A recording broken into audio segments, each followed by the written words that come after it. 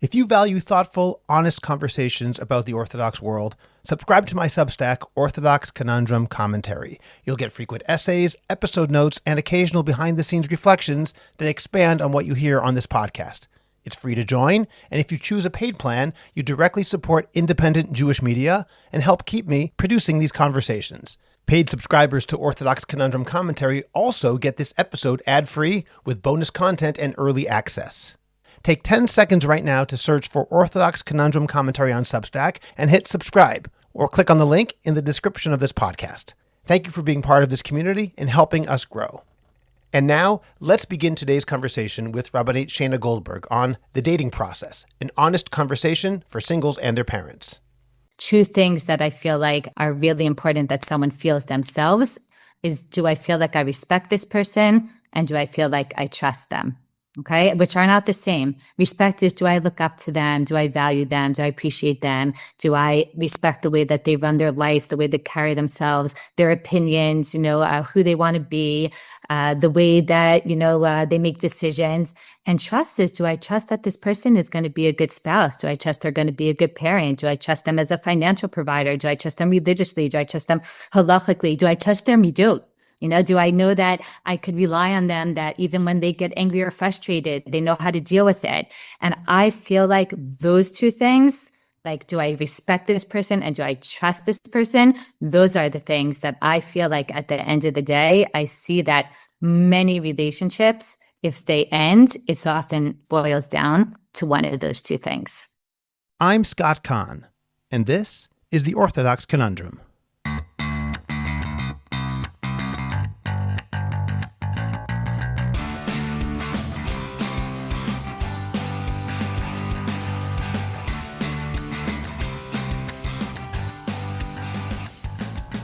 This is the Orthodox Conundrum on JewishCoffeehouse.com.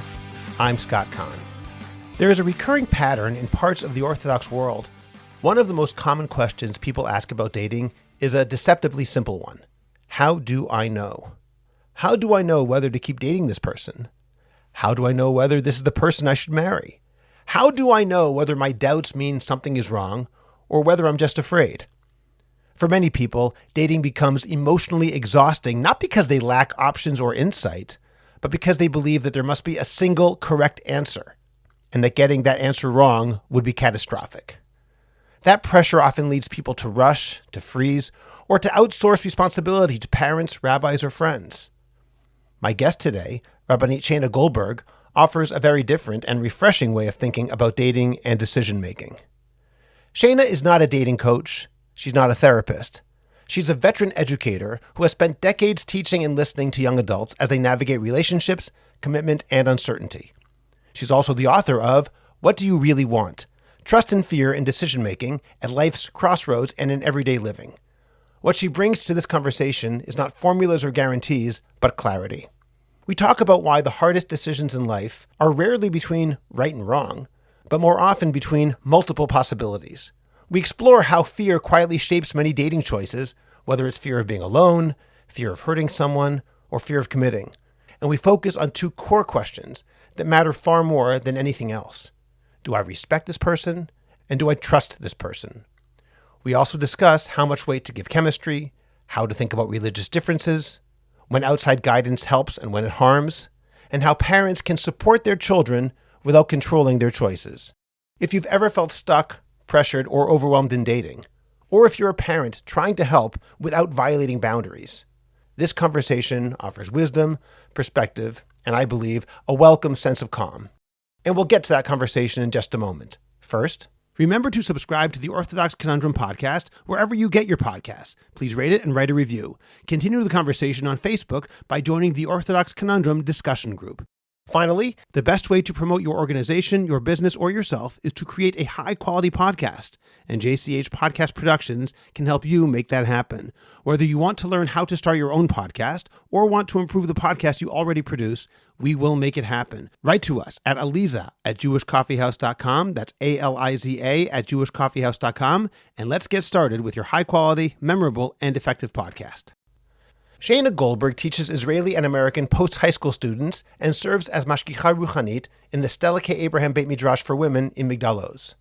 She is a yoetzet halacha, a contributing editor for Deracheha, womenandmitzvot.org, a co-host of the podcast Women Talking Mitzvot, a frequent blogger for Times of Israel, and the author of the book, What Do You Really Want? Trust and Fear in Decision-Making at Life's Crossroads and in Everyday Living. She lives in Alon Shvut, Israel, with her husband Judah and their 5 children. She's been a frequent guest on the Orthodox Conundrum, and it's both an honor and a pleasure to welcome her back once again. Rabbanit Shayna Goldberg, thank you for joining me once again on the Orthodox Conundrum podcast. That's a pleasure to be back here with you. Before beginning, I'd like to know in what ways and why you are involved in the area of advising young people about dating in particular and decision-making in general. You're not a dating coach, you're not a therapist, Shayna. You are a very well-known and well-respected teacher. How does that relate to your experience in this area? So happy that you're starting with that and putting that on the table right from the front, because it is absolutely true that I have no formal training in this area. As you said, I'm not a therapist or a social worker or a coach or anything like that, and I would never claim otherwise. But for the last 24 years, I had been teaching young women, first in high school settings in America, and then for the past 15 years in Israel, in Migdal Uz. And I really feel blessed to be in ongoing relationships with a very large number of them, which means that there's been countless conversations about dating, because this is the time of, life. This is the stage that they're up to. And also from that, I ended up speaking not only to women, but also to men who are in these dating years. And I found that just through the experience of hearing from many, many young people, and not so, young people, all ages, about their dating life and the things that are on their mind. So it's given me a lot of opportunity to think deeply about this topic and develop thoughts and approach to decision-making in general, and specifically in the area of dating and looking for a spouse. In that case, Shayna, let me start off with a big question that will set the stage for us today. What do you recommend that people do in order to build a truly solid and deep connection while they're dating without forcing the dating situation into too much intensity too early? I actually think it's interesting that we often use that verb build, right? You said, how could you build a solid, or good relationship? So it's interesting that we often use that word build when we're talking about developing a relationship. And I think it actually could give us insight into possible ways to think about it, because marriage, God willing, is something that we hope will be long lasting, that it will be hopefully a relationship that will carry us through life. And when we want to build something long lasting that is going to be really, stable, it's super important to make sure that there's a really solid foundation. Actually, like when you think about building, the bigger and taller a building is, if somebody wants to put up a skyscraper, then they need to make sure that the foundation is even deeper and stronger. So that idea of like starting from the bottom, starting from building a foundation and then stabilizing each floor as you build it, I think is very, very helpful in terms of thinking about developing a relationship. Because when people are in a dating relationship, a lot of times it's hard to be slow and steady. It's hard to there's kind of something fun about racing to the top. The same way if you're building a building, to get to the penthouse and to start designing it and thinking about how to decorate it is a lot more interesting than digging out the foundation. But we know that if a building isn't stable, then it could start to cave in and it could start to implode. So I think at times what I see is that a lot of times when couples are dating, and there's a connection and there's chemistry and they're enjoying each other, sometimes what happens is that those emotions and that excitement lead them to want to act as if they're already at a certain stage, like they're already in a certain kind of connection that they're not. So they'll start introducing the person to their friends or spending Shabbat together right away or things like that. Whereas then it's like, if you think about the image of the building, when they step back, they realize after some time, hey, we're already, on floor 15, but I don't know anything about floor 3 or floor 4 or floor 7. Not that I have some kind of developed, every stage what's supposed to happen there. But I do think that often happens, that people turn around and they realize that they got to a really intense place without really having a deep understanding of the other person. And sometimes then there's that freak out moment of who am I with? with. I don't really know this person. And that could happen in dating. That could happen when you're engaged. That could happen in marriage. So I guess what I want to say is that there's no shortcuts to building like a really deep, solid relationship. And a big part of the question is, when do you want to put in the hard work? Do you want to do it when you're dating? Do you want to do it only after you're married? But I think people who are thinking about how to make sure that there's something really solid here, they're taking the time to give something room, to like really get to know each other before they start parading around as if they're a couple, even though they're not totally there yet. So that's really like one of the first things that comes to my mind. And if I could just throw in one other thing, I think that also part of developing a really solid and strong connection is making sure that we have that balance of like what I would call the heart and the head. On the one hand, like our emotions are super important. We don't want a couple to only be thinking with their head about, okay, whether everything matches up on paper, but meanwhile, they're not feeling the attraction or the excitement that we want them to feel. On the other hand, when there's strong chemistry and there's attraction, sometimes that could get in the way of acting responsibly or making good decisions or thinking through what's actually going to be best for us in life. So I think it's really important. And that's part of also like making sure that we're doing something in a slow and steady way where we're having that mix of our heart and our head that is guiding us. That metaphor of the building and being on the 15th floor before you've built a solid foundation is very important. And I want to get back to that in a few minutes to find out what happens when someone is there and now they haven't had that foundation. But before we get there, I want to do this linearly. Let's talk about what that foundation consists of.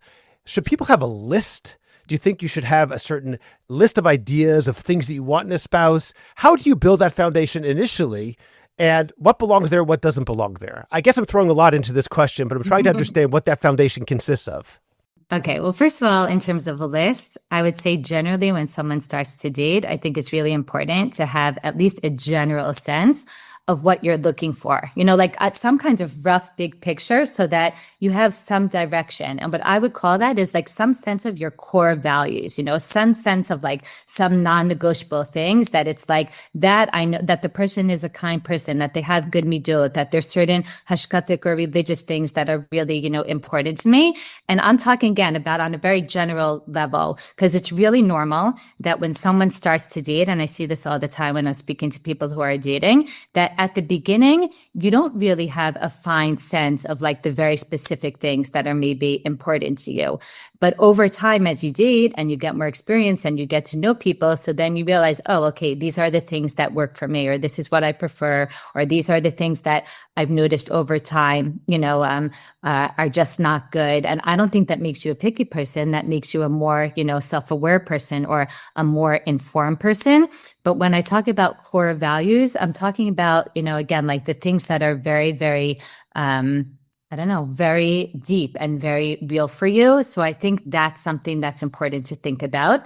And then in terms of a list, I always say to my students that it's not for anybody to tell you what should be on your list. Everybody is entitled to prioritize the things that are important for them. So for someone that might be intelligence, and for someone else that might be a sense of humor, or for someone else it may be someone who's really fun and I could have a good time with. And for someone else it may be someone who's super disciplined or super idealistic and super passionate. And I would never, ever, ever go and tell somebody what it is that should be important to them. The same way, by the way, I don't know if you experienced this when you were dating. I found that when I was dating, it was so interesting to see how people also date very differently. Like for me, I wanted a first date to be like an opportunity to really sit and talk to someone, and like hear who they are and what's important to them and what's on their mind. So like I loved when we went out for dinner.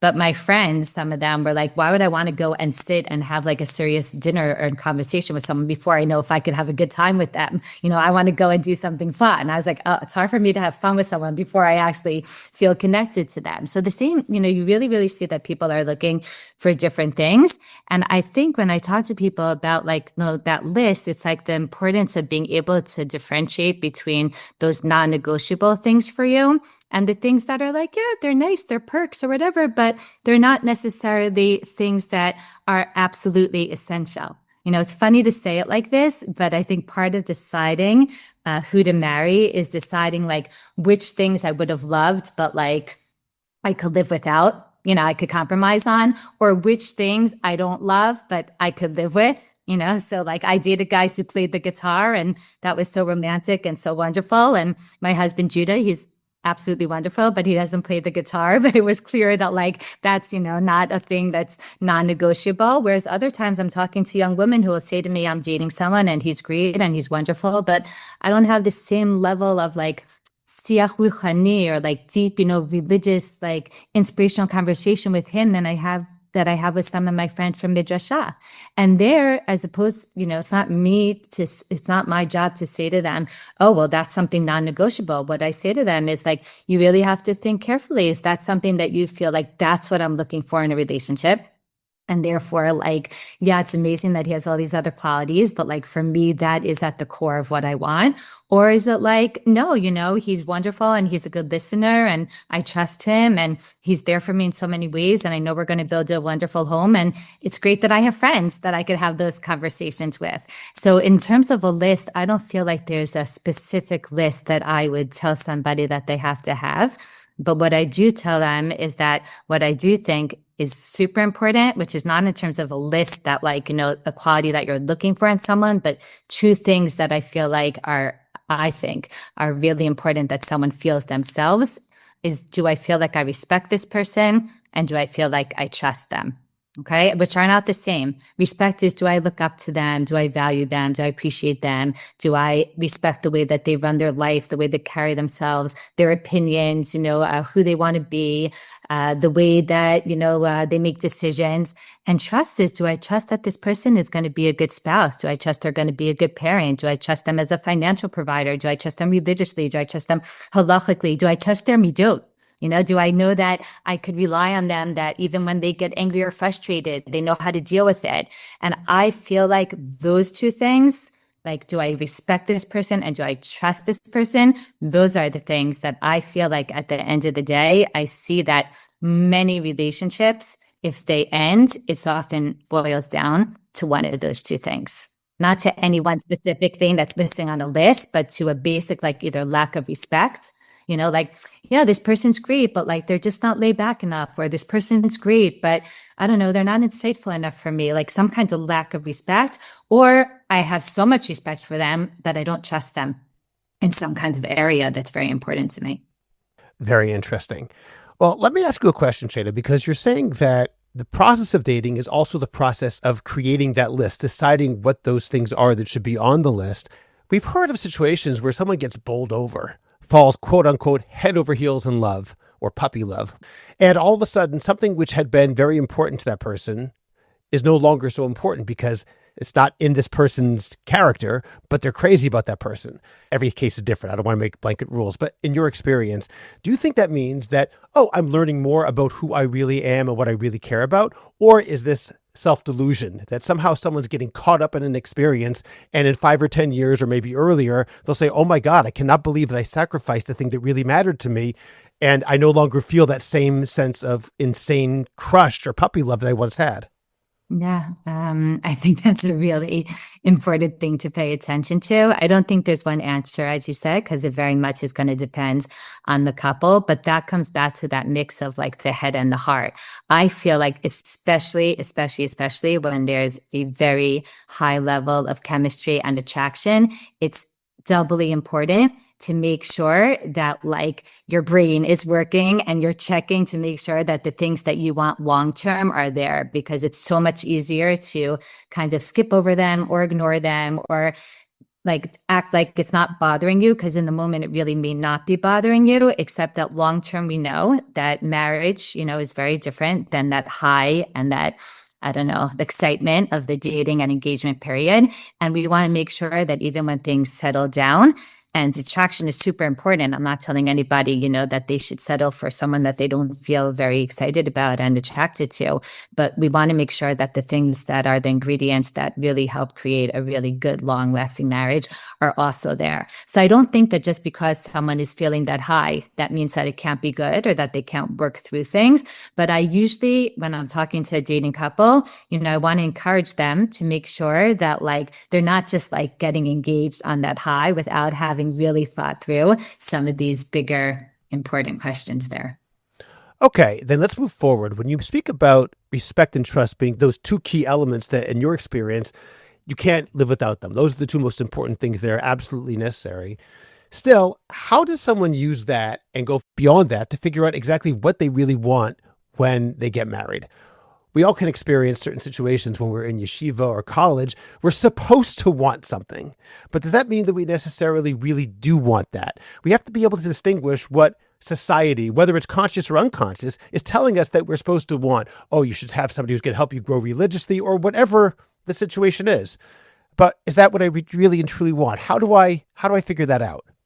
Yeah, that idea of like what we're supposed to want, I would divide it into two, right? Because there are things, I feel like you alluded to both of them. There are the things that we think we're supposed to want in the sense of that we think we're supposed to feel them, like a certain kind of high or a certain kind of attraction or a certain kind of dynamic. And that is often influenced by the culture around us and how we imagine we're supposed to feel when we fall in love, or what that even means to fall in love, right? And then it's like, oh, wait, I'm dating someone and it's like, it's great and he's wonderful, but I don't feel like I'm in the clouds, or the opposite, that I'm dating someone and something's really not necessarily what I imagined in terms of like the things that are his qualities or what's important to him, but I am feeling like so excited. And then like, it's very confusing. So there's the things that we're supposed to want in terms of how we think we're supposed to feel.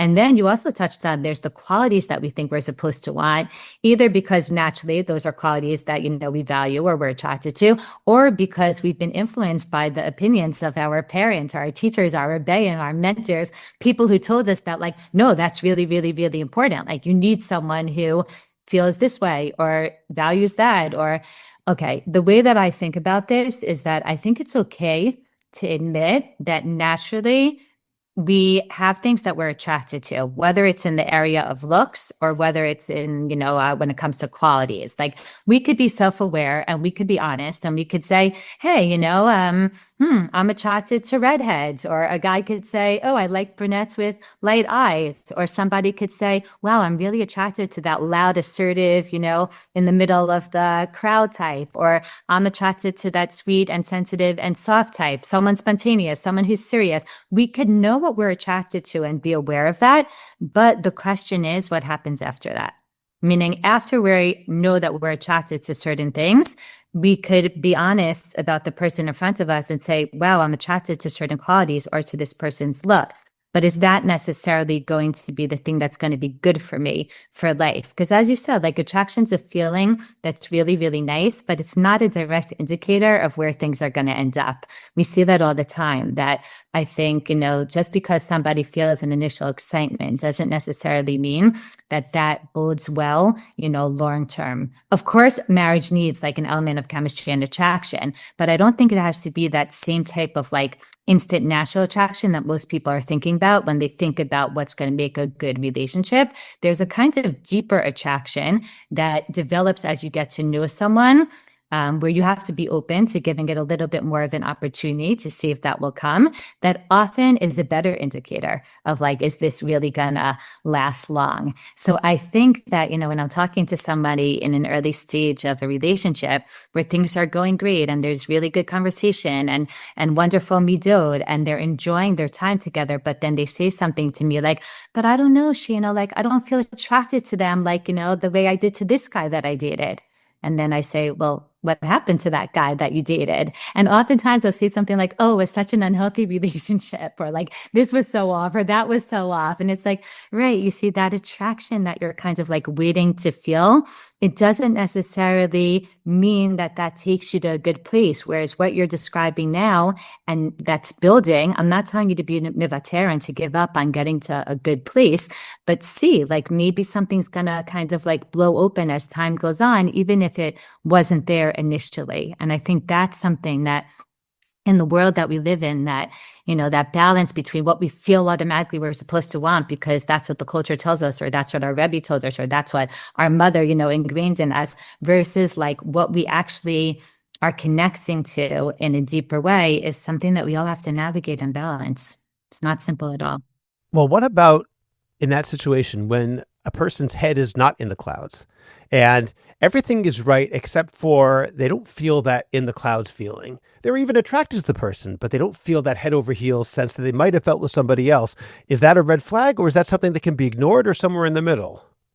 It very much depends on the couple, but I will tell you that there's many, many times that I speak to people on the verge of marriage, men and women, by the way, who say something to me like, I don't know, I'm really, really happy and everything's great. I'm on the verge of engagement, but they'll say, I don't know, I just don't know if I'm in love with them.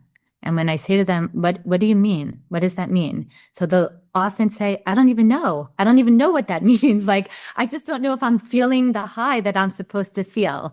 Now, I don't ignore that because I'm not going to say, oh yeah, that's fine or whatever. But I do try to tease out with them, what is it that they're referring to? Is it some kind of like something they've seen on the screen? Because here, Scott, I see this a lot that like in this area of life, we don't really have models. We're not really on the inside of anyone else's dating relationship. And even our parents' marriage that we see, we don't see it, kind of from the perspective of like somebody who's in it and is going through it. So we're very influenced in this area by what we've seen on TV and what we've seen like on movies of terms of what we're supposed to feel like, in terms of falling in love. And obviously there's something very, glorified there, and there's always the music in the background, and and then it's real life, and a person has a lot of great qualities but also things that bother us or whatever. So sometimes it's like that feeling. And I say everything else, when you see a family on TV, you're like, oh, I have a family, I know that that's not exactly how families always work. Or when you see High School Musical, you're like, I went to high school, we weren't singing in the halls, like we have that frame of reference. But when it comes to falling in love, so to speak, sometimes it's that. And like when we could have an open conversation about, is it that? So sometimes people realize, sometimes it's that they're looking at their friends and their friends are like, they're like, but my friend is engaged and she's flying, or my friend's engaged and he just seems so happy. And a lot of times, because I work in a world of a lot of couples that, know each other, a lot of bogod and migdalos, a lot of times I know the person that they're talking about, and you're like, oh, that's their model. Like, if only they knew what that couple was dealing with. And it makes you realize how we all only see a sliver of somebody else's relationship. So sometimes the person themselves doesn't realize that while they're having all these doubts, their friend is looking at them and thinking like, oh, she's flying, because she doesn't realize that the image that she's giving off, doesn't exactly match up to her internal experience. So for sure, in an age of social media where everyone could easily post a picture on their status or on Instagram, and it looks like everybody else is just like sailing and, through life and having no issues. I think a lot of times when I say to someone, what do you mean that you're not sure that you're in love with him? So they'll be like, I don't know. I just don't feel like I feel like my friend does. And then it's kind of, I don't know, bringing them back to reality. And yet sometimes you really discover that no, even though they really trust them and even though they really respect them, they just don't feel good when they're with them. And that's, I think, an additional question besides trust and respect is, do you feel good about yourself? Do you feel good and happy and calm and at ease when you're with this person? And if someone's like, well, but they're so great, and like my Rebbe thinks that they're amazing, my parents love them, my friends think that they're amazing, but you don't feel good with them. So that's that point of like attraction or connection to the person, that when Shabbat Brachot ends and you go home and you close the door, it doesn't really matter what your mentors or your teachers or your siblings or your parents feel, or your friends. You have to feel good about them. So I think that point is obviously super important, but that's different than the high of the attraction that a lot of times people think that they're supposed to feel. And really, I always say, if I would count the number of times people say, oh, I'm not sure I'm in love with him. And then it's like, but they are, they are, and they have the trust and the respect and they feel good, but they just, kind of feel unsure about like, how am I supposed to know that this is all it's supposed to be? And it's helping them feel that trust in themselves that no, everything is checking out here. Shayna, that moves us to the whole larger concept of decision-making in general. You wrote a book on decision-making. How do I know? How do I know implies that it's almost a binary. Is this the person of all the billions of people in the world? Is this the one I'm supposed to marry, or is it not? When you think like that, I'm assuming you're getting yourself into a very difficult situation, because that really puts a lot of pressure on. Is this the person? And yes, we do have a concept of basheret, the person you're destined to marry, but that's for Hanitzarot L'Hashem Elokeinu, I think. That's something which Hashem can think about. For us, we can't think in terms of binary. I assume you're on the same page with that. And I'd like to know a little more about making decisions in general. I'll just say, as a preface to this question, in my own experience in advising people and sometimes trying to get people to come to my yeshiva when I was recruiting back in the day, One of the things that I noticed over and over is people fall into this assumption that there's a right answer and a wrong answer. And with my own kids, I try and say often, sometimes there's a right answer and a wrong answer. Sometimes there is a math question. But very often, maybe more often, there are numerous answers and none of them is right or wrong. They are on a spectrum of right or wrong, and it could be 2 right answers or 2 wrong answers or 20 right or wrong answers. And when you have that situation, it's very, very difficult sometimes to know how to make a decision. So can you take that and run with it a little bit? Okay, yeah, there's several aspects that you just touched on. So I want to start with the right and the wrong thing, because in the book that I wrote about decision making, one of the things that I focused on there is that the hardest decisions in life are typically not between right and wrong. Because if they were, it would be obvious to us or to many people around us that like there's a good decision here and there's a bad decision here. And like, why would you even consider the bad or the wrong option?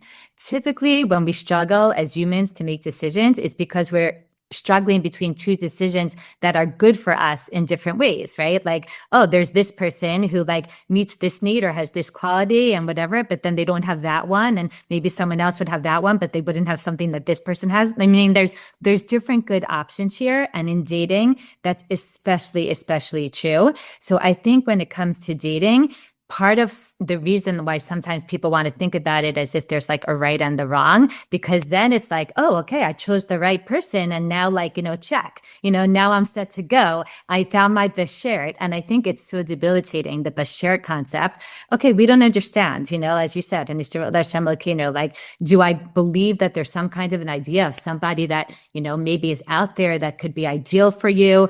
I don't know, exactly what that means or whatever. But in terms of our day-to-day life as humans, the reason I think that the bashert concept could be debilitating is because that assumption that there's a right person could literally lead someone to feel like paralyzed. How am I supposed to decide? Maybe this person isn't right, or this person seems like 99%, but that's missing. Maybe there's someone out there that is 100%. And then it leads people to have trouble making a decision.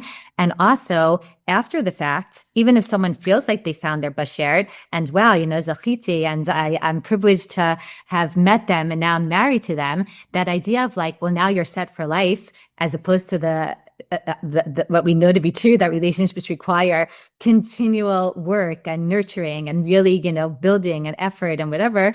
Somebody may be deluded to think that that isn't relevant to them now that they found their bashert. So I like to stay away from that. And in terms of like what are guiding principles in decision making that I think could be helpful. So basically everything that I write about in the book in terms of different principles and concepts that are important and underlying and guiding when it comes to decision making are relevant to dating and engagement. But I want to focus in right now specifically on 2 that I think are particularly relevant. One is about the general idea that I often come back to, which is that are your decisions being motivated from a place of trust, which is what I call a deep feeling of like, this is what I really want, like really want, not in an impulsive way. That's why I call it really want, not in a like, oh, in the moment I want this, but like, no, this is what I really want on a deep level. Okay. Is that what's motivating the decision, or is your decision being motivated from fear? Now, you need a lot of self-awareness and a lot of attentiveness in order to understand what's being motivated from trust and what's being motivated from fear. Because in dating, I'm going to show you now that the fear could cut in both directions and it could be tricky to figure it out, right? Because someone could stay in a relationship, they could stay with someone because of fear.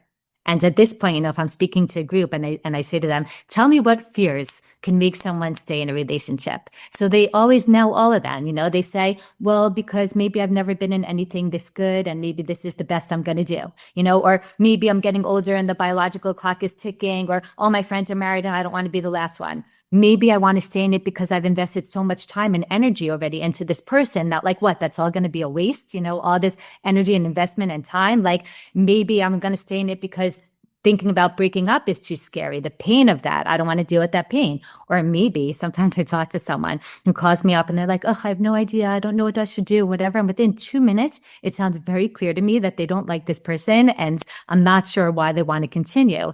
And when I say to them, I don't know, it sounds like you're not so happy. How come you want to stay in it? So they say, well, I don't know. I don't want to hurt them. They're so nice. And I'm like, 1 second, let me understand. So you don't want to break up with them because you don't want to hurt them. So you're going to marry them? They're like, I can't marry him. So I'm like, so you're going to continue dating him so that you don't hurt him? Like, wouldn't it hurt him more if you date him another month? And then they're like, oh my God, what am I thinking? But fear is so dominant. So sometimes we end up staying in relationships because of fear. And sometimes on the flip, we end up breaking up because of fear, right? Like we have a fear of like, well, this person's so great, but like, what's my mom going to think of him? It's not what she imagined, or this person's so wonderful, but it's not what I imagined. I thought I was going to end up with someone really, really different, or this person's wonderful, but I don't know, maybe there's something better that's out there, or this person's great, but maybe I'm supposed to feel more, or this person is wonderful, but I'm afraid that what if it doesn't work out long term and then we're going to break up? And if we're going to break up in the future, so then maybe we should just break up right now, which is like such a circular way of thinking. So I really think that if someone could hone in on what's motivating their decision, is what's pushing them to stay in something or break up coming from fear, in which case I usually say, think twice about that. Because when we make decisions from fear, we often come back to regret it because we're like, oh, I didn't really want to do that. I was just afraid. Or is what motivating you trust? Okay. And then when it comes to trust, the second thing that I was going to say is that what I find to be really helpful is to stay focused always only on your next decision. What's my best next decision? A lot of times when people are dating, they're thinking, do I want to marry this person? Now, how are you supposed to know if you want to marry this person? You only went out with them once or twice, or it's only been a month. But if you say, wait, my next decision is only, do I want to go out again? Do I want to continue to get to know them? Do I have all the information that I need in order to walk away confident that this person is not for me? If not, maybe I need to do a little bit more research. I need to collect a little bit more information. Sometimes when we just take a deep breath and say, I don't need to think right now about, do I want to marry them? All I need to think about is, do I want to continue to get to know them? My mother used to call this principle date till you hate. And I think it's so great. Like, not hate, obviously. We're not talking about hate, but date until you're like, this person isn't for me. Which, by the way, sometimes in one date, I was like, great guy, not for me. I was not a person. And I still don't think that you always have to go on a second date. Sometimes you really know, like, this person just isn't for me. But many times I talk to young people who go out once or they go out twice and they're like, I don't know, there's a lot of good things that are, nice and that like I'm interested in, but there's some big question marks. I'm like, right, that's exactly why you would continue to date them. You're like, think of yourself as an investigative reporter. You're like collecting information. There's open files, right? I'm not sure about this. I still need to look more into that. But it takes the pressure off and it allows you to trust yourself that as long as I feel like I want to continue to get to know this person, I'll continue to date them. And I'm going to trust that when I feel sure that I'm ready to walk away, I'll be ready to walk away. And I have seen so many couples who have told me that because of this, concept and this approach, something opened up for them on the 7th date, on the 9th date, on whatever, because something was keeping them in it. They weren't really ready to walk away, but they also weren't sure. And then, something opened up. And I think that's a really, it takes the pressure off in terms of dating. Well, I'm curious about that idea of the question mark and do I need more information? And even though obviously that's very important, sometimes I wonder if it can sometimes go in the other direction where the person actually has all the information he or she needs. And the problem is that they sort of think that there's some sort of epiphany coming. And if I only find out one more thing, whatever that thing is, suddenly, again, this is the binary thinking, I'll know if it's right or wrong. And they lose the forest for the trees by constantly getting more and more information or trying to think, if I only could have one more day to figure this out, they're constantly pushing it forward. How do you avoid that kind of thinking where, yes, I want more information, but that's actually a delaying mechanism rather than an actual way of making a real decision? It's a way of not making a decision, in fact. Sounds like you've been a parent to some dating children. Like, a lot of insight here. Yeah, absolutely. I think, it's usually one or the other. Sometimes you really need more information. And in talking to someone, from hearing from them, you could hear that it's like, well, maybe you haven't seen them in enough different contexts, or maybe you haven't had a certain conversation that you need to have. And it's like they're really missing information. But sometimes you're talking to someone, it's like, it sounds like you have all the information that you need. You've been with this person long enough. You know all the pluses, all the minuses, all the things that kind of like make you roll your eyes, and all the things that you love. And basically what we need to do now is like make a decision. It's not about getting more information. It's about figuring out it's about understanding yourself better. What's the barrier here? What's stopping me from being able to commit? Do I want to actually break up? Do I need to talk this through with someone? But sometimes the barrier isn't that you're missing information. Sometimes the barrier is that it's hard for somebody to actually like take responsibility for making that decision, whether that decision is to get engaged or whether that decision is to end something. Now, I really, really, really believe that deep down inside, a lot of times people really do have a very deep, strong, intuitive sense of what's right for them. And by the way, I think this from a religious perspective even, because I really believe that Hashem gave us Bechira Chofshit because he gave us the ability to make good choices because he trusts in us and he thinks that we're capable. And part of believing in Hashem is believing that he believes in us and that he really thinks that we're able to make good decisions. So sometimes when you clear away all the like confusion, and all the fears, I'll go back to the fears, then you are able to help somebody access what it is that they really want to do, even though there's going to be some consequences to that decision, right? If there's a breakup, there's going to be a lot of pain and there's going to have to be starting over or whatever. And if there's an engagement, there's going to have to be like swallowing some of the things that you like less about the person, but you want this package deal. And I'll just share with you like my favorite story ever when it comes to this, because it's like just something that makes me smile every time, which is that, you know, you have oftentimes like confident, intelligent young people who are like very assertive and proactive in their lives and they're very good at making decisions. And then all of a sudden, when it comes to this decision, it's like they become paralyzed. And first of all, it makes sense. I always tell them, of course, because this decision isn't like anything else. It's like a life decision and it's not something that we want to get wrong, but I'll still tell them, but I think the same way that usually you know like what you want and what's right for you, I really feel like it's there deep down, okay? And many years ago, and this person, I have permission to share this story. I have a woman that I'm close with who she had dated the guy that she was with, multiple times. Like they went out, she broke his heart, they went out again, she broke his heart again. They're on the third round. And at that time, she finally called and she was like, listen, like, this is it. I know everything I need to know. I know all the things that are great. I know all the things that are, maybe not perfect or what I imagined. And I need to decide. So I said to her, so tell me, how are you going to do that? So she said, well, I gave myself a deadline. A week from now, I'm going to call you and either I'm going to be engaged or it's going to be over. And if it's over, it's over. Like that's it. There's not going to be a fourth round. So I was so curious. This is before I wrote about decision making, but it was always a topic that I thought a lot about. And indeed she called. I didn't think she'd call in a week, but she called in a week and she's like, Mazal tov, I'm engaged. And I was really happy because he's a great guy and they're a wonderful couple. And they're, thank God, really doing amazing things in this world. And I said to her, tell me, how did you decide? And she said to me, and I promise you, I'm not exaggerating at all. She said to me, I flipped a coin. So I said, I don't believe you. Get out of here. I don't believe you. She's like, no, I really did. I flipped a coin. And then she said, I just had to flip it a few times until it landed on what I wanted. Ah, that's great. Now, I love that story. Fantastic. Because you understand that she got to like the last moment of the week of the deadline. And in her head, she still thought, I have no idea what I want. I have no idea. Ad kedei kach, right? That she had to take out a coin. But then when she flipped it and it landed on tails, break up, she's like, no, 3 out of 5. And then she realized, hey, I do know what I want. And I believe in that. Like, I really think that deep down, when people could cut through the fears, they know what they want. We're just afraid. And that's okay. Sometimes we're also afraid to break up, and that's okay. But I do think I try to empower people that they do know what they want. Sometimes it's hard to get there. Sometimes you need a therapist help to get there, but it's there. That's a great story. I really, really like that. That's very, very impressive. Yeah. Let me ask you, Shayna, because you're teaching in a midrasha and you come from a very specific religious perspective. I'm curious what you would tell someone who has a question about the possibility of getting together with somebody whom she really likes, but is perhaps not as religiously committed as she wanted originally, but everything else is in place.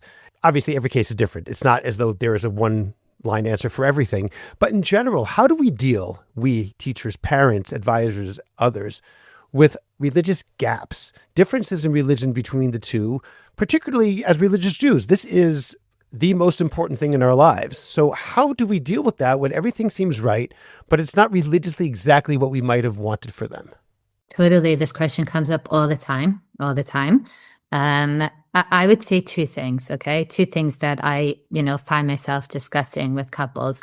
One is this idea of core values that I a little bit touched on before.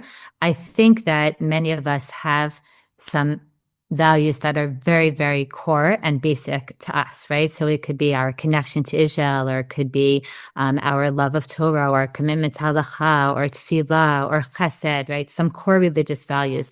And sometimes it is important to pay attention and to try to put your finger on, is the difference between us a difference around the fact that there's a core value of mine that the other person literally just doesn't share. Okay. In which case I think that is concerning. You really have to think about, wow, this is something really, really, really core to me. And the other person just doesn't have this value. And then, you have to think about, is this workable? Or do we have a shared core value, but the way that we express it is different? So meaning we both really value davening, for example, but I, daven 3 times a day in a minyan, and this other person, maybe, okay, they daven and it's very important for them, but maybe it's not as formalized, or maybe, whatever. And then you have to think, wait, I thought my core value was tefillah, but maybe my core value is minyan 3 times a day. And you have to think because sometimes the expression of a value could become somebody else's value. So you have to see, but sometimes when you do that, you realize hey, actually, I thought this person doesn't care about Torah, but no, maybe they're just not into Gemara, but they love learning Chassidut, or they love learning, Tanakh. And it's not that they don't care about Torah, or wait, I was worried that this person doesn't do chesed, but they just don't do chesed in the ways that I do it, which is, volunteering for very specific organizations, but they're always the first one to be there for a friend, or they're always the first one to invite someone in. And you realize oh, we do have shared core values, but the expressions of them are different. So it's much harder when you feel there's an actual value, right? Maybe someone has a value to make aliyah. And that's their value. And the other person says, no, but I also have a value. I care a lot about Israel. The way that I express my connection to Israel isn't through aliyah. So maybe the difference is just in the expressions of our connection, our support for Israel. But the first person says, no, but my value isn't just a connection to Israel. I actually value aliyah. And therefore I have a value that you don't have, as opposed to two people are able to say, no, we have a shared core value and we express it differently, but we could work with that. So it's much easier to work with something when I think there's a common, denominator. But even when there's a real gap and there's really a shared value that maybe the other person doesn't have, I do think the question of expectations is also important, because I'm familiar with several couples who have quite significant religious gaps between them, meaning one of them, let's say, is religious and one of them is no longer religious, or very extreme examples like that. And there, even though it's hard for me to imagine myself ever wanting to be in a relationship like that, because this couple were very honest with each other about their expectations, and they know the deal, and they know, the kinds of things that they're going to have to navigate through their whole life. And given that, they still decided that they want this anyway. I think when expectations are in check, then a couple can decide, yeah, this is going to be, a lifetime of hard work around this specific gap, but we understand that and we expect that and we're up for that and we're okay with that. And then even when there's a significant challenge, maybe a couple could work with it, but only if they're being very, very honest about their expectations and they're not thinking that somebody's going to change or that somehow this gap is going to close, but they're ready to kind of navigate a marriage with that gap very much present. And that relates, Shayna, directly to something which I learned back in freshman psychology in college. I remember this one particular idea. People think that opposites attract, and it's just not true. Very often, opposite expressions of the same core idea attract, but true opposites don't attract. True opposites doesn't really work. Yeah, a lot of times we need to have some kinds of core foundation that we feel, centered around, and then everybody could go off and express it in their own way. If you're finding this conversation thoughtful or helpful, I want to let you know that paid subscribers to Orthodox Conundrum Commentary on Substack get a different experience of the podcast. You get early access to episodes, an ad-free version, and exclusive bonus material that expands on the conversation. Orthodox Conundrum Commentary is how I support this work and go deeper into the issues that we discuss here. You can learn more at the link in the show notes. Now back to our conversation. You're talking about decision-making, and I'm thinking about that story about flipping the coin, and it came out 3 out of 5. So that raises the question of when someone needs outside help in terms of making the decision. Maybe it's a coin, or maybe it's a mentor or a therapist or a coach. So is there a time that you would suggest that a couple go to a dating coach? Is there something specifically that would indicate you need extra help? Or when can they decide we have to figure this out for ourselves? No one can tell us what to do. I don't think anyone could ever tell you what to do. That's the first thing. And I want to be very clear about that. The decision to marry someone is often, as I said, the biggest life decision that a couple is going to make. So it makes sense sometimes when a couple is ambivalent or they're struggling or they're not sure about something. It makes sense that sometimes a couple or an individual wants to turn to people that they trust and respect, who might have more experience in this area, who could like add perspective. And I think that that could be very helpful, meaning it's very reassuring when a couple is struggling with someone to go to someone who has seen a lot of relationships, who could say, A, what you're experiencing is normal. A lot of couples experience this. Do you guys, want to deal with this? Are you okay with this? Here are some tips. Maybe you could try this out, because it kind of widens the frame, and gives them a little bit of reassurance that like what they're dealing with is something that's workable. And then they have to figure out, do they want to work with it? Are they up for that? But it definitely gives perspective. But this is not a decision that could be outsourced. I really feel very, very strongly about that. At the end of the day, only you are in the relationship, and only you are going to have to live with this person and build a life with this person and make decisions with this person. And therefore, we can have a situation where it's like, oh, well, I wasn't sure, but my parent, said this is what I should do. Or I wasn't sure, but I went to this dating coach, or I turned to my mentor and they were like, you have to own this decision and take responsibility for it. Why? Because only when you feel like you really made a decision does that give you the strength to be like, okay, I decided this. Now I'm going to have to work with this, and I'm going to have to power myself through the harder moments. When somebody else makes a decision, it's too easy to blame, or it's too easy to just be like, oh, well, they told me. And I don't think that that's how marriages work. But developing trust in ourselves is like, strengthening a muscle, So I went with before the muscle of building a building in terms of developing a relationship, but in terms of developing trust in ourselves, I think it's more like the muscle of someone who starts out running, and the beginning, it really hurts, and you're like, oh, this doesn't feel good. I want to just be like those people that run and it looks like it's a breeze. And it's like, okay, over time, you're going to build up that stamina. So in the beginning, when we are, emerging adults and we're taking more and more responsibility of our decisions, it's painful sometimes because you're like, wow, I don't know if I trust myself. And what if I do something wrong? Or what if I make a mistake and then I have to live with it? But that's what it means to become an adult. And I think mentors or therapists or parents, we want our children to become independent adults who are able to trust themselves. So I think coaching is helpful when it trains someone to better handle a relationship and make good decisions. But it is not helpful when it gives you the answers and does the thinking for you.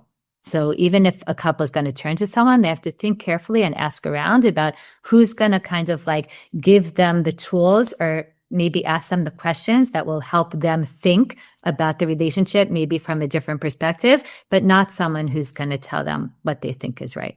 I think it's essential that we keep that point in mind, what you just said, but I'd like to reemphasize that same point now. Sometimes a couple or a young man or a woman will go to a teacher who doesn't know what he or she is doing. And unfortunately, that teacher might tell them what to do. And I think, as you say, that's a red flag. A couple has to know in advance, or a person has to know in advance what the job of a mentor is and what a job a mentor is not in any given situation. And I agree with you. If the mentor is telling you this was the person you should marry or not, that is a very dangerous situation. I totally agree. And it's very hard for me to understand anyone who's willing to kind of take that upon themselves. Not only in the sense of how do you know you're not in the relationship, but also in the sense of I don't think this is best for the couple.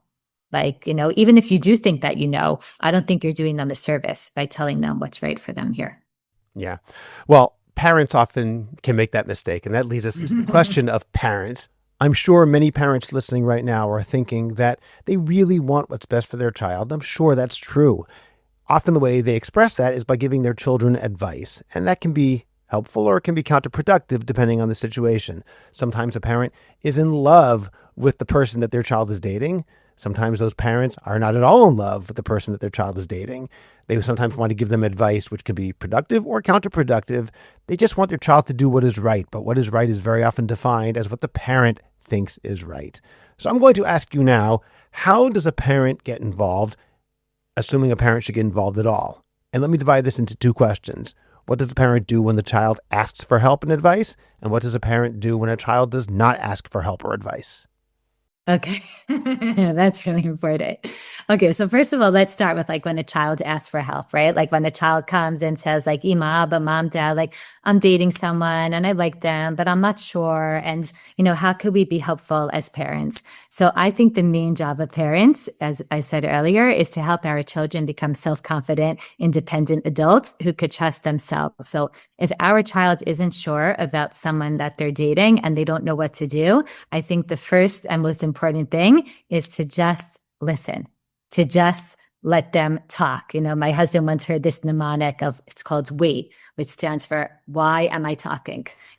Like I think he said that when I interviewed the two of you back he a few really months ago. because it's really true. Because sometimes you're like, 1 second, if I just stop talking and listen to them, a lot of times they'll just hear themselves. And like, that's already the first, like really helpful thing. So I think just letting them talk, and then your job as a parent is to listen closely. You could ask open-ended questions like, what are you enjoying, about this person? Or what's bothering you? Or what do you feel like you're confused about? And as you're listening, to pay close attention to the fears, because sometimes you're going to hear them say very clearly that they really don't like this person and they want to break up, but they're just afraid to. And then you could be like, it sounds like you're not so happy, but you're afraid to end it.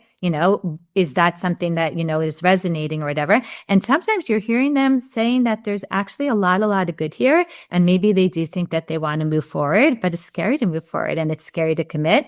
And you could reflect that back to them through the language of trust and fear, which I find to be very, very helpful. So that's one thing that I think is a good tip. The second is the reassurance that we could provide as parents that it's okay not to know yet. To be able to say to our kid, like, it's okay, sweetie, it's okay. Like, you could continue to date. You could collect more information. Like, you like them, but you're not sure. So keep going out. You're not ready to end it yet, but you're also not ready to commit. Don't worry. Like, things don't stay stagnant. That's a fear that a lot of dating couples have, that like, what if they just get stuck in this forever? And as parents, we could say, I'm not worried that you're going to get stuck in this forever. Relationships are dynamic. They're fluid. Like either something will open up and you'll be like, wow, I'm so happy that I stayed in this. Like something just really came together. Or over time, you'll feel bored or less interested, or you'll be like, that's it. I'm done with this. But like to reassure them that it's okay that they don't know yet. Because we live in a culture, and especially in our Jewish community, where there's a lot of times ideas about how long you're supposed to date for or how soon you're supposed to know. And sometimes basically your kid is saying like, I think this is going well, but is it okay that I just don't know yet? And to reassure them and say, you take your time and, whatever time you need, as long as you feel like you still want to be there.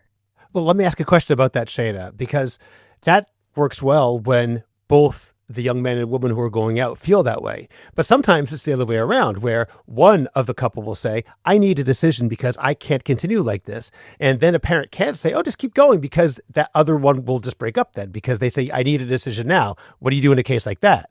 But that just brings us back to what you said before about, like, is it an issue of collecting more information, or is it at a point where you have all the information and you just need to decide? Sometimes one person feels like they have all the information, but your kid is telling them, but I don't have all the information. So you have to say to them, listen, so you could go back to the person that you're dating and say, I know that, you're ready and you want this. I feel like I need more time. Like, if you can't give me that more time, then I don't know. Then I guess I'm going to have to walk away. But like, I think more time could be helpful, but sometimes it's an opportunity to kind of ask your child, like, okay, maybe you have all the information that you need and you're just afraid to make a decision one way or the other. But I think it brings us back to a little bit what we discussed before. But sometimes it's because they're feeling pressured, and one person may have all the information, the other person may not. And to tell them, you're allowed to say, I need more time. And if the person can handle that, so then that might be an indicator also that they don't have the patience that, like your child needs, or they're not giving them the room that they need, or they're pressuring them. I've definitely seen situations like that where someone was being pressured and they had the opportunity to step back and realize, like, I don't like how they're pressuring me. Like, I need to come. And that in itself was important for them to realize. Okay, so I do think overall reassuring our child, again, unless you really feel or they feel like they have all the information and they're just afraid, reassuring them that it's okay not to know yet is important. Another thing that I find like is helpful is that if they do decide to keep dating, I think telling them that it's okay to lean into the anxiety. What I mean by that is that your child is telling you, listen, this and this and this is good, but I'm nervous about this, or I'm anxious about that, or I'm not yet sure about that. To tell them, okay, you don't need to repress that or push that away. You're allowed to say, I'm continuing to date this person because there's so many good things and I don't want to walk away. But this specific thing I'm nervous about, and kind of like naming it and giving it room actually often deflates it, because and then instead of you being like, I'm anxious about this whole person, I don't know what I'm doing, it's like, no, actually you feel really good about, a lot of aspects here. There's one specific thing that you're not sure about, and that's what, you're continuing to check out. But it's like, yeah, like put it on the table. Admit it, acknowledge it, like, and that sometimes helps. I think the last thing though that parents want to do is to pressure, because at the end of the day, like we are our kids' biggest and often only cheerleader. Like we have to be in their corner. Everyone else is telling them, how come you don't know? Or why aren't you breaking up or whatever? And we have to just be telling them, listen, I trust you and you're going to figure this out. And also as a parent, I don't think that we want to really take responsibility. I'll just say that myself. I don't want to take responsibility either way. I don't want to take responsibility for a breakup. And then the kid comes back a few months later and says, why'd you push me to break up? I haven't been set up since then, or I'm miserable, or I'm not going to find anyone else as good as them. Or I certainly don't want to push someone into a marriage that may not be fulfilling and happy, even though I really like the person. Maybe they didn't feel good about it. So the same trust and fear that I spoke about earlier in terms of singles who are dating is also true for parents. Parents have their own set of fears. Will my child ever get married? Is my child getting old? Is this the best my child could do? Will anyone else want to be with my child? Or is my child selling themselves short? Or my child could do better? Whatever it is that we have to deal with our own set of fears and be honest and introspective as much as our children do. But what about, Shayna, the case where your children are not asking you and you're just the parent watching? Is there anything you should do? Should you intervene, even if it's gently, or should you just let it go? And again, I know that there's no one answer. I'm asking general guidelines. It really depends on your connection with the child, right? You have to think long term, like what am I looking for here? Because if you don't think your child is going to listen to you, then it may do more harm than good. And then you may lose any kind of like influence or any kind of ability to, be part of their lives or for them to turn to you in the future. If you think that maybe there is something important that they're missing, that you think that maybe they're ignoring or something like that. So then I think that you could, share something with them in a general kind of way of like, oh, I've noticed this and this and this. How do you feel about that? Not in like, I think that this is bad for you, but I've noticed that there's a gap between you religiously or whatever. Is that something that bothers you, or that's something? Meaning our job is it's not to micromanage their relationship, but it is to support them. It is to help them kind of navigate. So I think that raising questions and then really listening, because sometimes we actually just haven't given them the opportunity to explain something, or maybe we're the ones that aren't seeing something, or maybe they haven't shared with us. Maybe they'll say to you, Dad, I know that this is an issue. What, you think that I don't know that this is an issue? But like, we've discussed it and I'm okay with it. Or I want the whole package, but like, I'm okay with this, this specific thing. And that gets into like a broader question of like, sometimes our children make decisions that we just don't love, that are disappointing for us or that are concerning for us. And I think when we think about that, and I'll just say, first of all, I don't have any married children. So I have dating children, but not married children. So I can't speak, as someone who says, oh, well, I have this issue with a daughter-in-law or son-in-law. So I know that, I'm not speaking from the inside. So someone could say, oh, so it's easy for her to speak. She doesn't have that actual situation. But many, many times I have been called by parents of previous students of mine who are concerned about the person that their child is dating, and the child has not asked for their opinion and they're not sure what to do. And then I really think it comes down to like, are there real red flags here? Like things that you are legitimately and objectively right to be concerned about? like you're worried that there's a certain trust or respect that's missing, or that your child just doesn't seem happy, or obviously if you're worried about something really concerning like abuse, but let's say that we're not talking about those kinds of red flag situations, then oftentimes it's our own work that we have to do as parents in understanding that this isn't our choice at the end of the day, that our child gets to choose who to build their life with. And it may not be easy for us. And that doesn't take away from the pain or the sadness or the frustration or the disappointment. But it's something that oftentimes we have to work through on our own, with our spouse or with a therapist or whatever. And I'll just say, Scott, that one of the things that I've noticed in conversation with parents about this is that sometimes the reason that we're not happy with the choice of the spouse that our child is choosing is really reflective of something that's bothering us about our child that we don't want to admit or face, right? So someone who reaches out and says, how could, my child be dating this person who's much less religious than them and they're bringing them down? And it's like, well, maybe your child doesn't value the same things that you do, or how can my child be with someone who has that quality or that personality issue?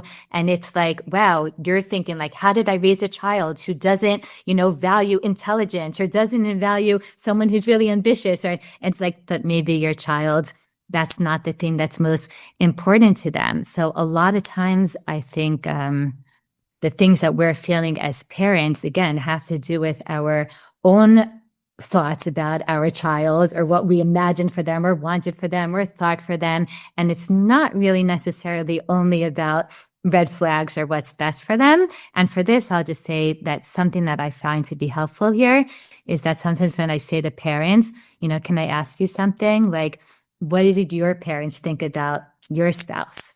Did they love every single thing about them? Oftentimes the answer is like, oh no, I know that my parent doesn't like this thing about them, or that they imagined I'd bring home something different or whatever. And it's like, right, of course, but you knew why you chose your spouse, right? And you had perspective about what was right for you that maybe was different than your parents. I think that allows us to channel some more empathy towards our children when we put ourselves back in that position. We realize that as well-meaning as parents are, and as much insight as they have, and as much as, of course, we want them to, voice, raise questions in some gentle kind of way, I think that it allows us to return the focus to the child. Okay, and just one last little thing is that over the years, I've also seen some parents very nervous about the person that their child was dating, not because they saw something that made them nervous, but because they were affected in some passing conversation by some remark that someone made to them.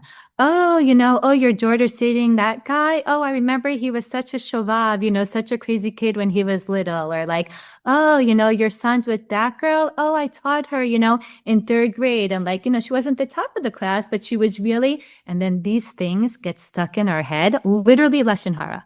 Literally Lashon Hara, that is so damaging. And here it's like the teacher taught this girl in third grade, but now you can't stop thinking about what if she's not smart enough for my son? And I think we also have to be so careful about that. Make your own judgment. Have your own opinion. Don't let the little comments that people say to you, off the bat like that without thinking, unfortunately, really affect the way that you're going to think about your future son or daughter-in-law.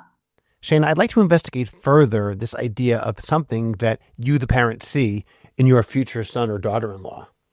Something in talking to people that I often find, I'm curious if you agree with this, is that parents have a tendency to think they see something in that future or potential future spouse that their child doesn't see, a red flag, which is the kind of thing that an objective observer would say, if you see it, your kid definitely sees it too.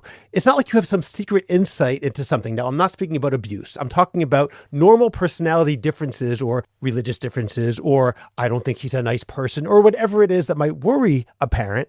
And ultimately, I think sometimes they have to say, look, if I see it, my kid surely sees this too. Again, I don't know exactly how you draw the line between a red flag where you have to tell them, I think this is a problem, versus it's a personality quirk which somehow affects me in a way, and somehow I see something which my kid doesn't see, which is very, very unlikely, if that makes sense. I agree with you. Unless you feel like your kid is totally, in the clouds because they're so taken and so attracted that they're missing things. But again, like with time and with space, it's hard to imagine that they don't see it. But yeah, you'll be surprised how often people call up and say someone's, dating someone and I'm worried maybe they don't see this or maybe they don't. And it's like they're spending way more time with them than you do. Like maybe that doesn't bother them in the same way, and they're like, okay, or maybe they're just not like thinking clearly. So I do think there's a middle ground between like not saying anything and saying, I'm really like nervous about this thing. I think you could say like, oh, I've noticed, like you could gently say like, oh, I've noticed that you guys have very different personalities or that you guys have different approaches when it comes to that. Like, is that something, that, like, or how does that affect you? Or do you feel like you're always navigating that? Or like, again, depending on the relationship with your child, sometimes there's a way to say it a little bit more like as an objective outside observer, as opposed to making it clear that you think this is an issue. You could say it in a way that's like, oh, I noticed something, where the child's like, wait, are they trying to tell me something or never? But you haven't actually voiced an opinion. You're just seeing if it's something that they've also noticed and thought about. I think that, done in the right way, that could probably be okay, depending on the connection that you have to your kid. Okay, now let me take that to the next step. Let's say a parent is disappointed. Let's say a parent really is not happy with the person that that parent's child is now going to marry. How do parents confront that fact that their child's decisions regarding a life partner is concerning or disappointing or not what I, the parent, wanted for my kid? Again, I'm not speaking about abuse, chas v'shalom. I'm not speaking about red flags. I'm just saying this is not what I envisioned for my child. Before you mentioned, this is not what I anticipated my child becoming. But often I wonder if it's sometimes not what I think about myself as the parent of this child, what it says about me. Yeah. What does it say about me that my child ended up with someone like that, And then it's like, that's what I said. A lot of those issues come back to our own work that we have to do with ourselves. I keep telling my husband, we need to save up energy because, you think, oh, you get all your kids to the age of 18. And then it's like, no, the hard stuff only seems to happen later. Like I see what my friends with married kids are navigating and how they learn have to keep their mouth shut or when to speak up or when like it's not simple. But a lot of times these questions are questions of like, listen, this is what it is right now. This is your new daughter-in-law, your new son-in-law, how often do you want them to come for Shabbos? If your son feels like you're not embracing his wife, if she doesn't feel welcome in your house, if she feels judged, if your new son-in-law doesn't feel comfortable, so then there's another whole family that they could go to, or they have their own apartment now. So it's oftentimes our own work. And again, I'm not saying that it's easy. And again, I know that I'm not there yet. So once you're the person who's in it, I know that like on just like that gut wrenching, like physical level, it's much harder.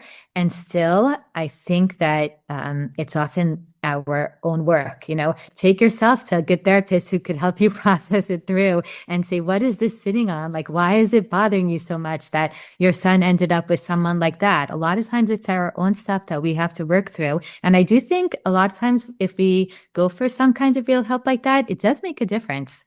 So if it's like something that's really bothering you and getting in the way, I would do something about it because it's real. It's often sitting on something.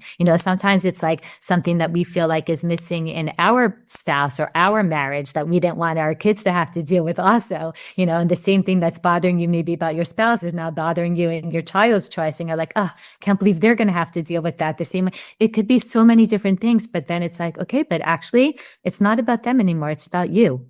And you have to figure out how to live with this and how to contain it and how to navigate and come to terms with it because this is what it is at this point. You mentioned before the importance of trust and respect as the twin watchwords that a couple should have. Perhaps as well, the parents of a child have to have trust and respect of their child. That child knows more about him or herself than you do. And because of that, I would think that when a child marries somebody that we might not have thought was the right person for them, ultimately we have to have that trust and respect for our child and say, I certainly hope they know what they're doing, but I trust that they are making an informed decision, a smart decision. I respect my child and I respect my child's decision. And maybe that can, I don't know, but I wonder if that would help build in yourself the ability to have that good relationship with a future spouse of your child that you may not have liked at first. Yeah, but sadly, not all parents trust and respect their children. If your children are privileged enough to feel that from you, then they're very, very blessed. There's a lot of parents that don't feel that way. And, sometimes the parent feels like, yes, but I don't trust them because of X and I don't trust them because of Y. And maybe the parent's even right. And I could think about all the aspects of my kids that, it's like, do I really trust that? Everyone's a work in progress. So first of all, we're humans, we're works in progress, like, giving your child the benefit of the doubt. And also, even at the end of the day, if you're going to whisper to your spouse, in your room at night about this and this concern that you have, or I don't really trust them or whatever, the question is, what are you showing your kid? It could be that inside you really are lacking some trust, or you really don't respect every decision that they make. But is that what you want to give over to them? Is that what you want them to see? It's not going to be helpful at this point for them and for your relationship with them. So that's a separate question from like, is it actually true or not? Okay, Shayna, as we conclude, could you give me just a couple of important ideas that you want everyone to take from this conversation today? Those who are listening, whether it's those who are dating, whether it's parents, whether it's teachers, what are some of the concluding thoughts you can offer our listeners? Okay. First of all, I want to mention an idea that we didn't touch on yet that I see come up all the time in dating that I want to put out there, which is that one of the challenges that I see repeat themselves over and over and over are the little things that like bother us. Like when the overall package is good, but there's still some things that like are really getting to us. And we know that they may not be the deal breakers, but then someone will say to me, what am I supposed to do? Continue to date this person until this doesn't bother me anymore? Continue to am I supposed to ignore it? So I think two things. One is being able to say it's okay that we have things that like we roll our eyes about inside, that you're like, that thing about my wife or that my husband, like that's always going to get on my nerves a little bit, but like I could take a deep breath, I could roll my eyes to myself and I can move forward because like we're not perfect. We're humans, as we said, and they probably have the things that they roll their eyes about me about. And like, that's okay. I'm not going to harp on them and dwell on them. I think that's very freeing for people to hear that. Oh, I don't have to love every single aspect of them to be in a good marriage. No, absolutely not. You have to love them, but you don't have to like every little thing. And on top of that, I want to add that oftentimes, and it's so fascinating that this is like, just seems to occur so often.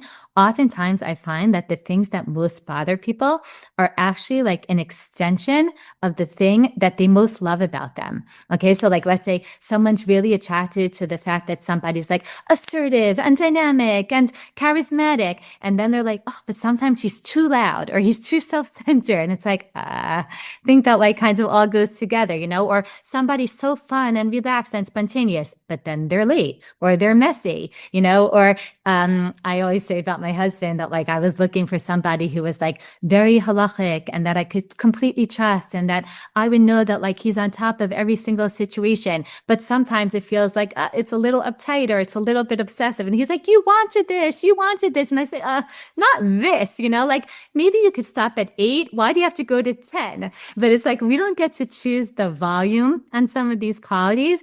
But sometimes when you take a step back and you realize, oh, whoa, hold on. I just said that I'm so happy that I'm with this guy because he's so soft and he's so sensitive and he's such a good listener and he's so self-aware and he's so emotional. But now I just told her that he's not like gever enough. He's not masculine enough. It's like, wait, sweetie, that kind of all goes together. So it's like, again, you wish that you could exactly choose the amount in which they bring this quality that you love. But when you take a step back and you have the perspective that like, but that's who they are. And I love that thing about them. So yeah, when it goes to that point that makes me roll my eyes, I'll roll my eyes, but it doesn't mean that I wish I was with somebody different. So that's something that I feel like also in marriage is just like a really good tip. And certainly when you're dating.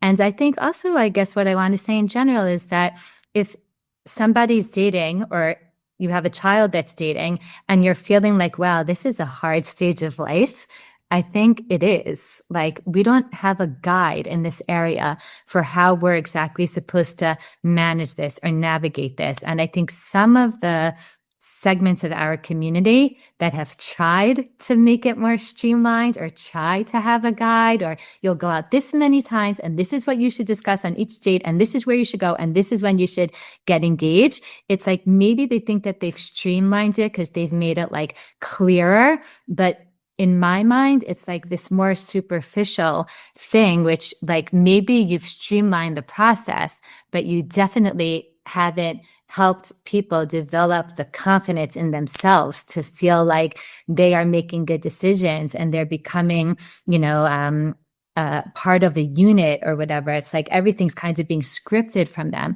from the outside. And I think that's something that like, it looks very pretty. There's this popular show now in Israel, Vort, been watching with my kids. It's about like Haredi couples dating. And it's like, well, it looks so fun. You go on a date and after 3 dates, you decide you're going to meet the parents. And it's like, and then I always tell my kids, the cameras stop rolling when they get married and you don't see what's going on after that. But all those levels that maybe weren't discussed. And it's like, oh my gosh, I didn't know this about you, or this is a really big gap that never came up or whatever. There's no shortcutting that. So I think to be able to say, to ourselves and to our kids, like, wow, this is hard, but like, it's hard in that good way of like, because I'm invested and because I'm building and because whatever, and I'm trying to figure this out and I'm growing and I'm learning and I'm stretching myself and I'm becoming more self-aware. And even the relationships that don't work out, I always tell my students, like every relationship builds you and every relationship you go from and every relationship becomes part of your story and brings you kind of into the next relationship.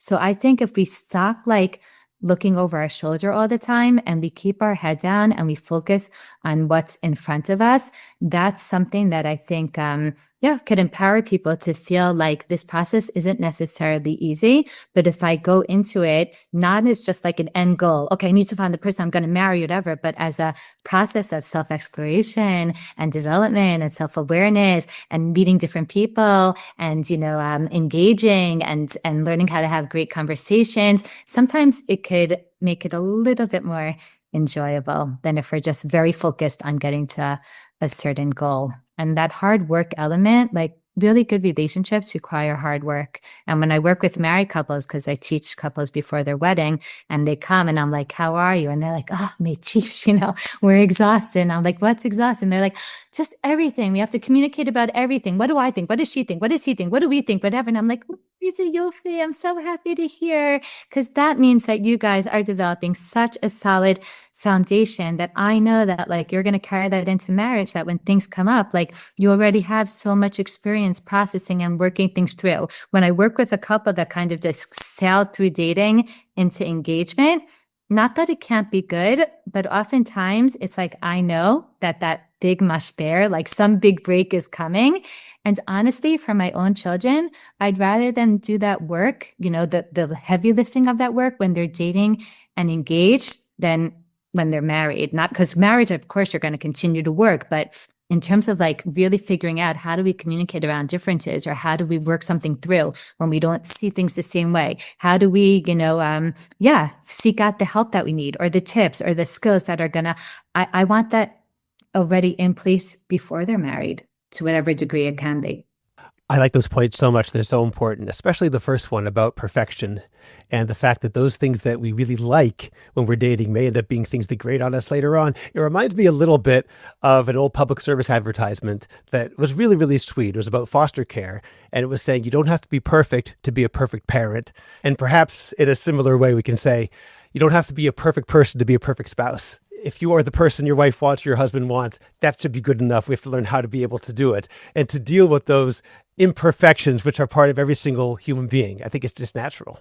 Yeah, absolutely. And to know that we're going to really like grow from the interaction, and that, if we could figure out how to work with someone, even when something isn't perfect for us, a lot of times we become better people through that interaction.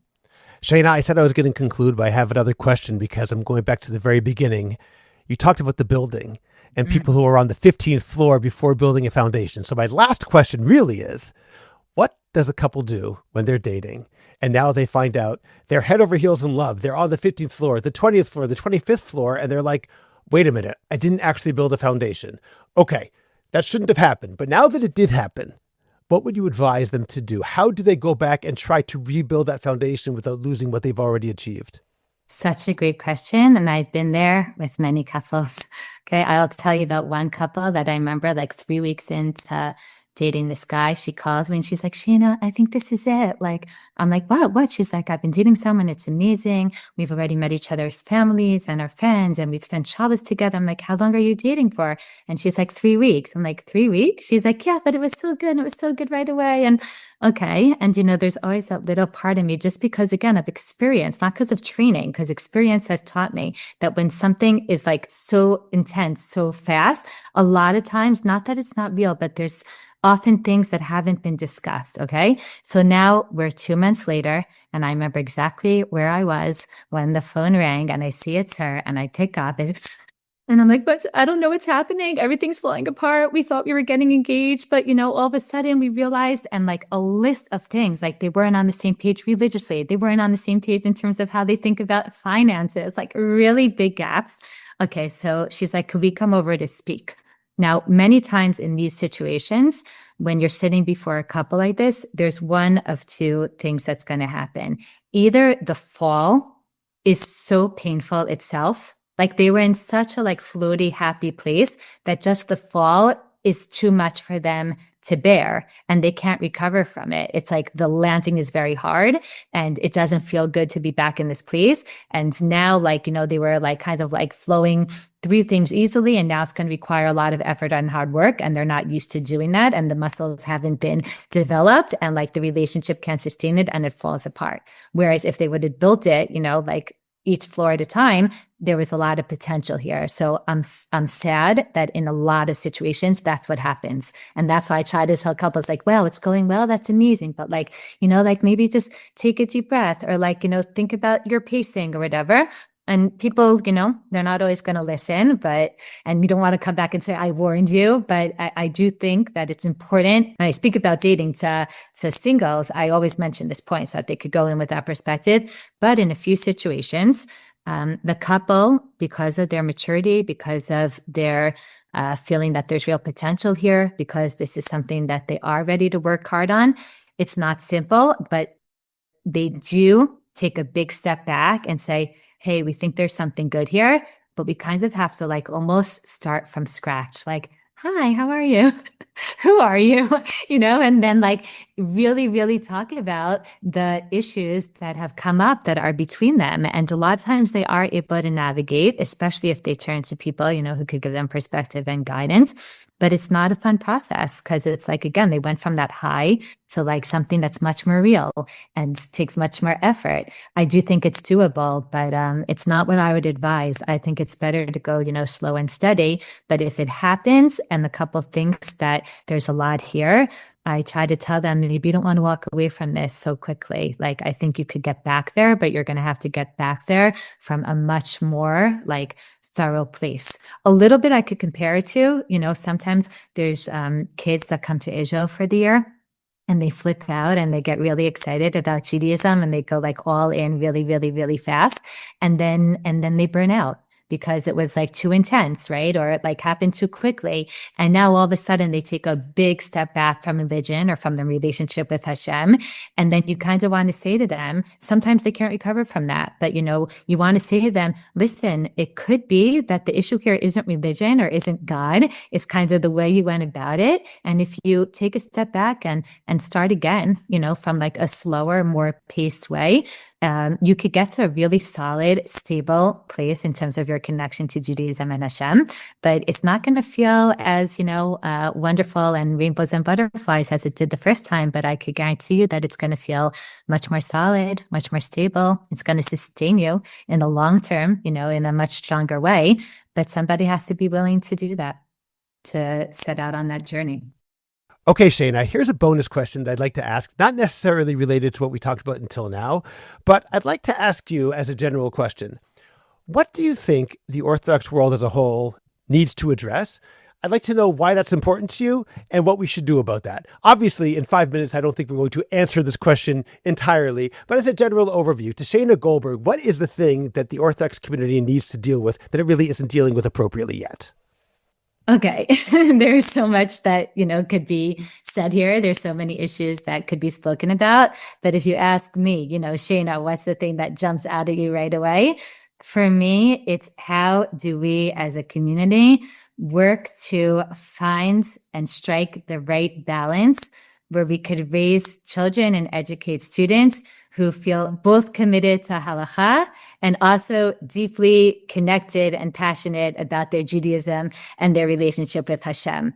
I think right now we're at a point in time where the mix and balance of that is a real struggle, and different communities are, dealing and navigating different ends of that struggle. So in Israel, raising children and educating students here, I think the side of passion and idealism and connection and that spiritual aspect of having God in our lives, that's something that, thank God, a lot of our children feel. They feel it just living in Israel. They feel it putting their lives on the line. They feel it in the day-to-day miracles of what it means to be part of the, blossoming of the state of Israel.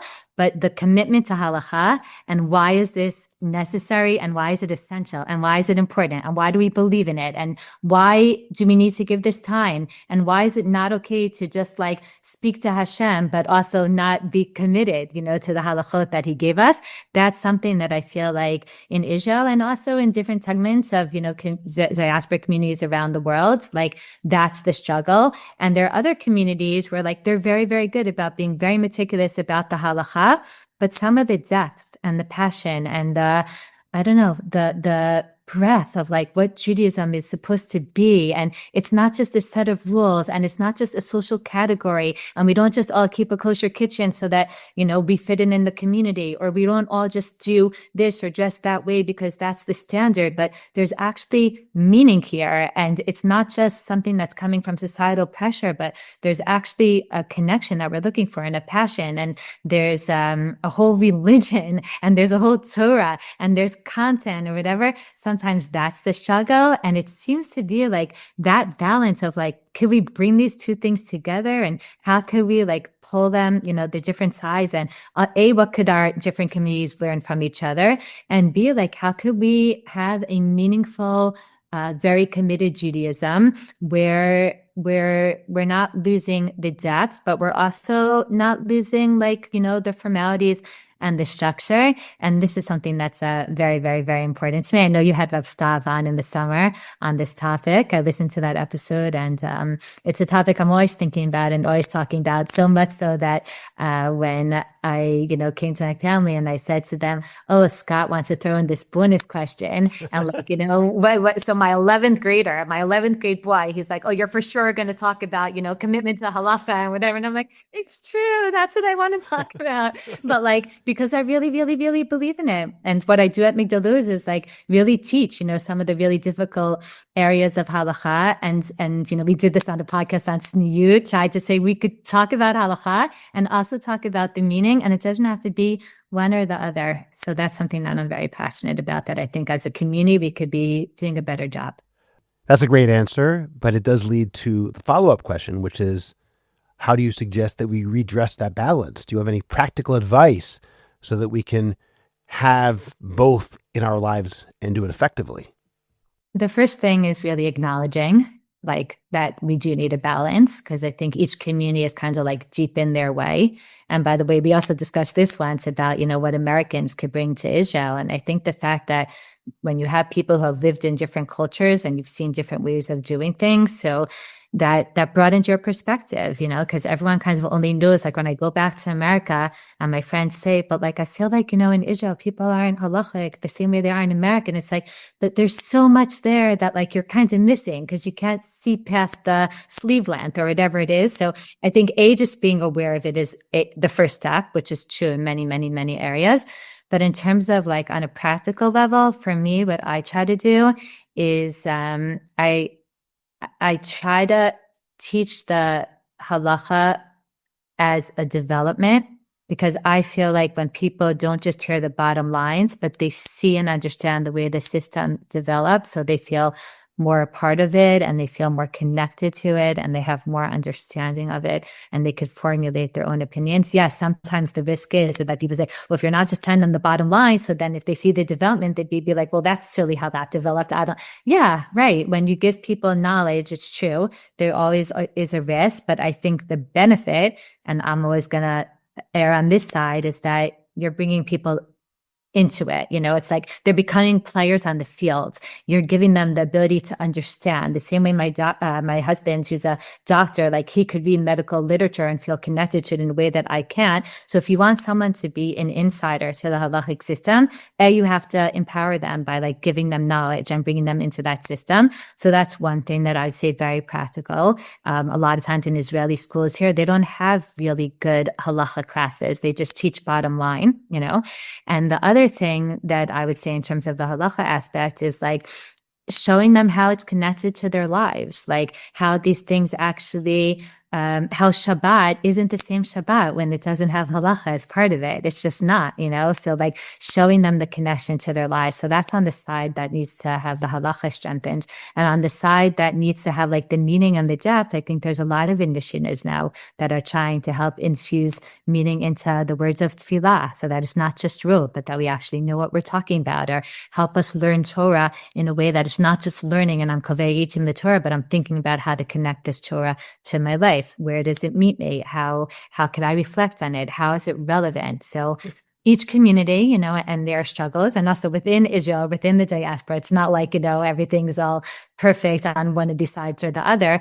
As a whole, as an Orthodox community, I'm talking about maybe one community, it does better on one of these sides than the other. But I think as a whole, as an Orthodox community in Israel and the world over, thinking very actively, and taking initiative about how to combine in the best way possible both of these different aspects, I think would benefit all of us.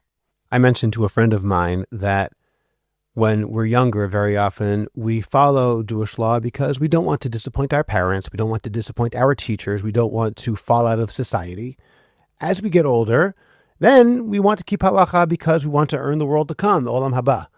And then as we get even older, I'm 55 now, hopefully if things go well, we keep halacha also because we want to have olam hazeh, this world, because we realize how much it does for us on a personal, emotional, spiritual level. Forget the future, but right now in this world, halacha helps our olam hazeh as much as it helps us get olam haba. Hopefully we can inculcate that in our children as well. Shayna, it is always such a pleasure having you on the podcast. You have such tremendous insight and wisdom, and it's a pleasure learning from you. And I'm sure I speak for everybody listening when I say thank you for joining me. This is really, really great. Thank you again for having me. Before we sign off, a brief word of thanks. Several new listeners have joined our Patreon, and I'm genuinely grateful. You're not buying bonus episodes. You're underwriting the work, the research, editing, and the independence that lets us ask hard questions with respect and clarity. If today's conversation helped you think more carefully about Torah, community, and the world we inhabit, please consider becoming a patron. Even a small monthly contribution makes a real difference in keeping the Orthodox Conundrum going and accessible to everyone. The link is in the show notes. To those who have already joined, thank you.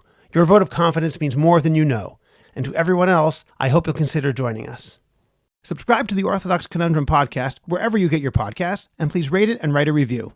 I'd appreciate it if you go to Apple Podcasts and rate and review the Orthodox Conundrum. It takes literally 2 minutes. It's just giving a certain number of stars and writing 1 or 2 sentences. Please like the Orthodox Conundrum podcast on Facebook and join our growing Facebook group, the Orthodox Conundrum Discussion Group, where you can feel free to discuss issues in Orthodoxy in an honest and friendly environment. Subscribe to my Substack, Orthodox Conundrum Commentary. Check out the link in the description of this podcast to get your free subscription today. Finally, do you have a message that needs to get out?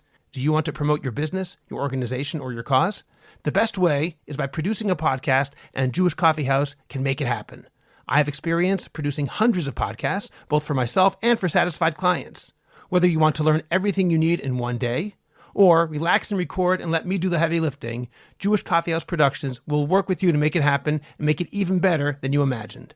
Let me help you today. Write to us at aliza@jewishcoffeehouse.com. That's ALIZA @jewishcoffeehouse.com. And let's get started with your high-quality, memorable, and effective podcast. I'm Scott Kahn. This has been the Orthodox Conundrum on jewishcoffeehouse.com.